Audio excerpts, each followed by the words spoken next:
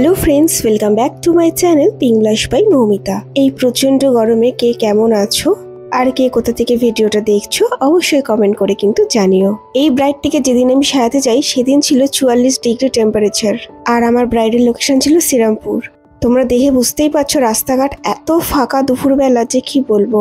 এই গরমে আবার বিয়ে বাড়ি ভাবলেই তো ভয় লাগে, তাই না বলো?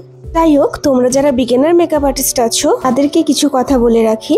তোমরা যখন ব্রাইডাল বা পার্টি মেকআপের বুকিং নেবে এই গরমে, তোমরা কিন্তু ক্লায়েন্টকে আগে থেকে বলে রেখো একটা স্ট্যান্ড ফ্যান বা একটা কুলারের ব্যবস্থা করে রাখতে।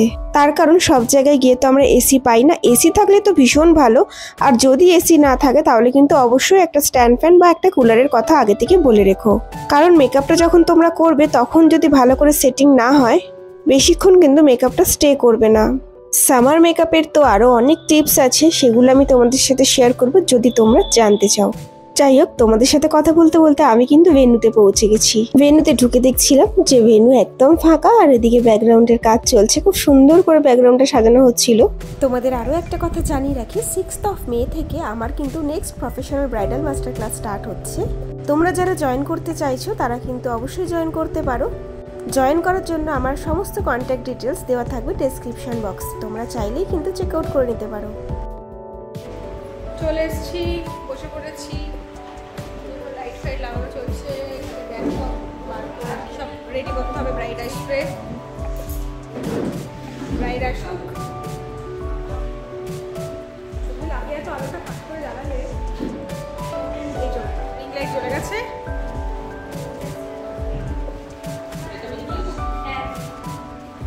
এই যে মেসতে ঢুকেছে, আমি আর মনে হচ্ছে বেরোবো না। ও মা, কি মজা পেয়েছে টোপর করে। উঠবে উঠবে, খুব শিগগিরই উঠবে। খুব ভালো লাগছে।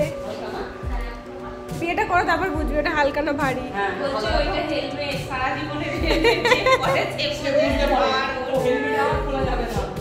কি পাগলামি শুরু করেছে দেখো।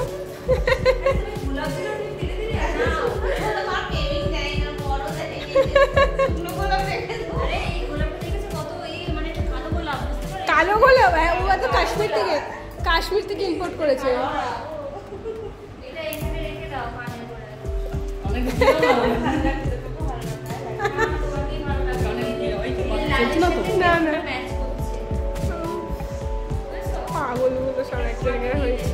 আমরা যখন সবাই মিলে একসাথে বেরোই তখন আমরা এইভাবেই আনন্দ করে কাজটা করি।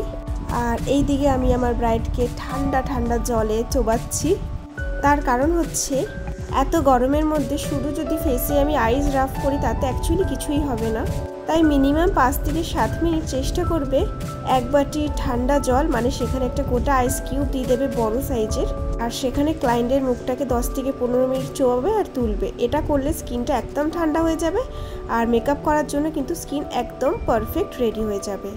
বলো তোমার কেমন লুক চাই? মা লক্ষ্মীর মতো? হ্যাঁ, শাশুড়ি মা বলেছে সুন্দর করে সাজিয়ে দিতে হবে। আচ্ছা, তুমি তো এমনি মা লক্ষ্মীর মতন দেখতে। ঠিক আছে, কালকেও তো ভালো লাগছিল, সেরা লেগেছিল, সবাই বলছিল সেরা। ঠিক আছে চলো। ওর এইচডি মেকআপ ছিল, এখন ও এয়ার ব্রাশ ঠিক করেছে, তো আমি ওকে এয়ার ব্রাশ করে দিচ্ছি, তো তোমরা দেখতে থাকো। প্রতিবারের মতন এবারেও আমাকে বলেছিল যে একদম লাইট মেকআপ করতে, কিন্তু আমার মনে হয়েছিল যেহেতু ও ব্রাইট তাই একটু ব্রাইট ব্যাপারটা না থাকলে ভালো লাগবে না, তাই ওর আইয়ের মধ্যে একটু হালকা শিমার আমি অ্যাপ্লাই করেছিলাম। তোমাদের কেমন লাগছে আই মেকআপটা তোমরা কিন্তু অবশ্যই আমাকে জানিও। আমার তো আই মেকআপটা বেশ ভালো লেগেছিল, সফট অ্যান্ড সাটেল।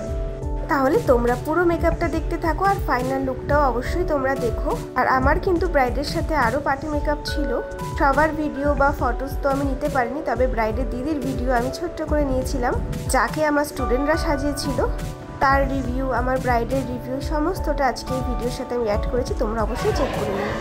এই হচ্ছে আমার আজকের ব্রাইড পারমিতা। পারমিতা কেমন লাগলো? সেরা লেগেছে, সেরা লেগেছে।